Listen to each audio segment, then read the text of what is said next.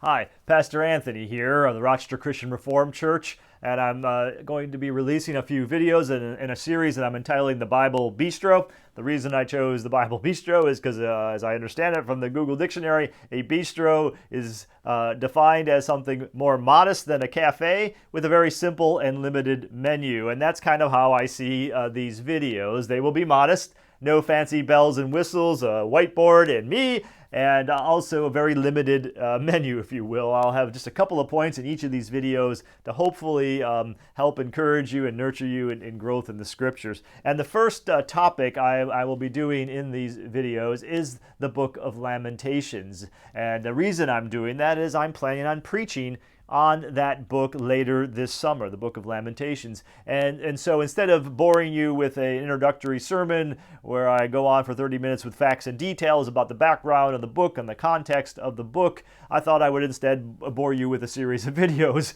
on the same topic. So, it really is something I struggle with as a pastor because I don't want the pulpit to be a place that's dominated by teaching. I want it to be a proclamation and preaching. But the teaching is important, and it's important to have the background so you can engage in the book. And so maybe this is a way of doing that, and I hope you will engage with it so that when I preach on it, you'll have this background and perhaps be more enriched by the preaching that comes later this summer. So the book of Lamentations. Now when it comes to the book of Lamentations, most Christians know this about it. Great is thy faithfulness, O God my Father, there is no shadow of turning with thee. Thou changest not, thy compassions they fail not, as thou hast been, thou forever wilt be. Great is thy faithfulness, great is thy faithfulness. Morning by morning new mercies I see. All I have needed thy hand hath provided. Great is thy faithfulness, Lord, unto me. And of course, that's the great hymn by Thomas Chisholm, Great is thy faithfulness, Lamentations 3, 22 and 23, right? Those are verses right out of Lamentations. And for most Christians, that's what we know about the book of Lamentations. And that's a sad thing. That's all we know about the book of Lamentations in most cases. And the reason for that is it often gets neglected. But what I want to convince you of is that Lamentations is a book for today. A book for today. And it's a relevant book, a book that we need to heed and pay attention to.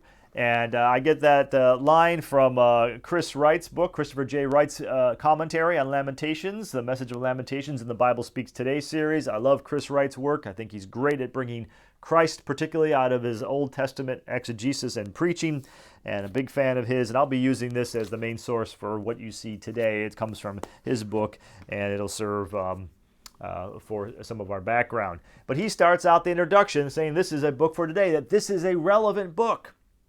And the reason he says that is because it deals with issues of human struggle, human suffering, of relating to God in the midst of suffering, and that it's a book for us today. And he obviously didn't know what we were going through today, but so much more so, I believe right now it is a book for today. It is a book relevant to what we're dealing with, what we're experiencing right now, personally, nationally, in our world.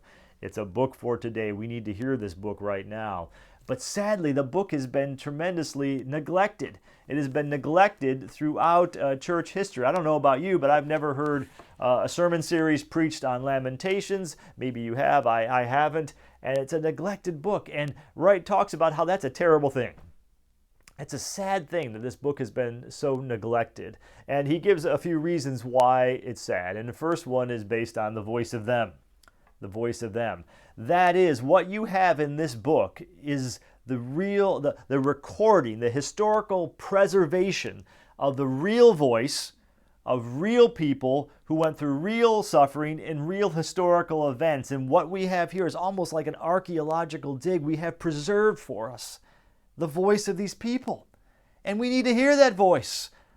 It's been memorialized for us, and to ignore it would be like putting a drape over the Vietnam Memorial, right? We want to hear this. We want to look and understand that historical suffering, to hear their voice. And we should engage with this book and not neglect it, just even for that reason, of hearing these people and their suffering recorded for us, and to engage with it.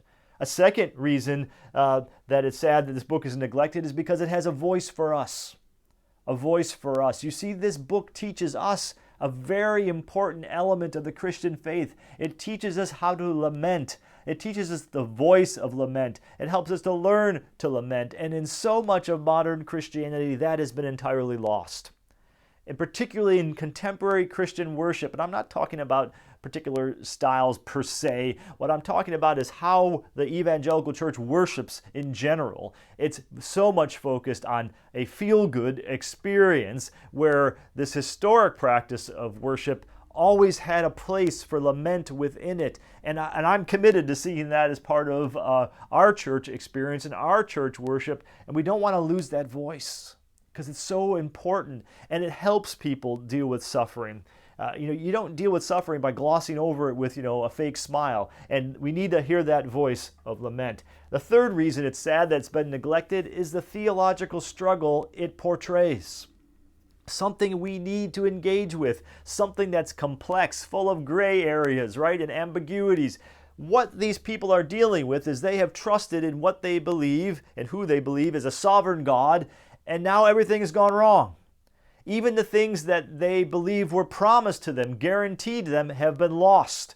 And so how are they going to relate to this God? How do they make sense of their lives when things go wrong? And how do they relate to this sovereign? It's very much like the book of Job. It really helps us to deal with a real theological struggle. And that's important for us to engage with, to have that full-fledged, fleshed out theology of suffering. And so we need to hear this book, and we do not want to neglect it, and we won't because we'll be engaging with it. Okay, it's a book for today. Second thing on our menu is the event. The event, that's how Wright talks about it. And this is really the event that gives rise to this book. What is it? What is that historical event? Well, it goes back to 587 BC. And let me give you a quick little background here, what's going on in ancient Near East. So we have a series of empires that emerge from the 8th century BC up to and including the early part of the 1st century AD in the beginning of the New Testament. And it is these four empires, and the way I remember them is that by an acronym ABPG. And the mnemonic device I used at seminary, I was taught A big picture grows. A big picture grows. And this is basically the chronological orientation of the empires. First it was Assyria, back in kind of the 8th century, and then later on Babylon comes to rise in power, and then Persia follows Babylon, and then Greece and with Alexander and his eventual successors. A big picture grows, ABPG, and we are right here. We are under the B for Babylon, Babylonia. They are the power, the world power dominating the ancient Near East at this time. And this 587 BC is the particular moment in time where this book the book of Lamentations arises out of. So what's going on? Well, to understand that a little bit, let's go back about 10 years to 597 BC. And what is happening then, if you remember, at this point in Israel's history, the kingdom is divided. There's Judah in the south, Israel in the north. Judah is obviously where Jerusalem and the temple is. And so what's going on is that King Jehoiakim is the king of Judah in 597, and he decides to rebel against Babylon. Now, Babylon is ruled by a king that you know well, a king named Nebuchadnezzar, that we know particularly in the book of Daniel. And Nebuchadnezzar was none too happy about this rebellion, and so he basically quashed that rebellion. And it was kind of a limited and measured response. What it involved was a deportation, the first deportation from Israel, from Judah, I should say. And it's with people that were kind of some of the leaders, some of the best minds. They were taken out. The intelligentsia were taken out of this. And among them was a guy named Ezekiel that we know well.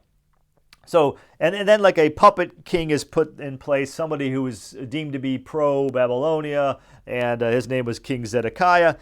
But 10 years later, so that's 597, we get to 587, 10 years later, what happens is Zedekiah also rebels against Babylon, and now King Nebuchadnezzar's had enough. He's done with this, and he sends the armies, and there's a siege of Jerusalem, a siege that lasts for 18 months. There's deprivation of food, there's starvation, there's death, there's disease, and finally, ultimately, the city gives way, and what happens is everything's destroyed. Everything is destroyed. They lose. As I say here, lost in 587 BCE, if you can see it. The city, the temple, the king, right? The city is razed, the temple of Solomon is destroyed, and the kingship is ended, you know, in as far as the experience of the people. And there's a second mass deportation to Babylon, and there's a 1,000-mile, march of humiliation of the people who are deported, and among those people is a guy named Jeremiah. And so this is the devastating event, the siege of Jerusalem and what we call the Babylonian captivity. This is the event this book is all about. And that is a poignant event, right? And Wright talks about it in the book. He has a quotation about this, and I want you to think about this. Listen to what he has to say. This event, this was unquestionably the most traumatic moment in the whole history of the Old Testament. Think about that. And that's right. This is the most traumatic event in the whole Old Testament. And this book is about that. We should engage in that and understand that. He goes on. Not only was there massive human suffering at every level of physical and emotional experience, not only the devastating demolition and incineration of their ancient and beautiful city, there was also the utter humiliation of their national pride as a small but independent nation that had a history in the land stretching all back to Joshua.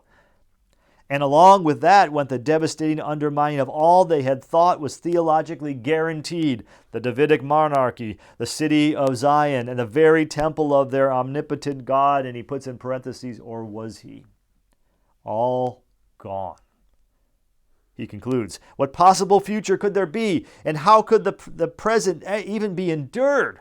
It is out of that unspeakable pain that Lamentations speaks, daring to describe the indescribable, to utter the unutterable, and to do so in poetry of astonishing beauty and intricacy, though soaked in tears. That's what this book is about. And we need to hear that voice because it is a book relevant for today. So I hope you will engage in this book. In our next episode, we'll look a bit at the authorship of the book, the poetic style, the acrostic nature of the book, and get some of those literary elements.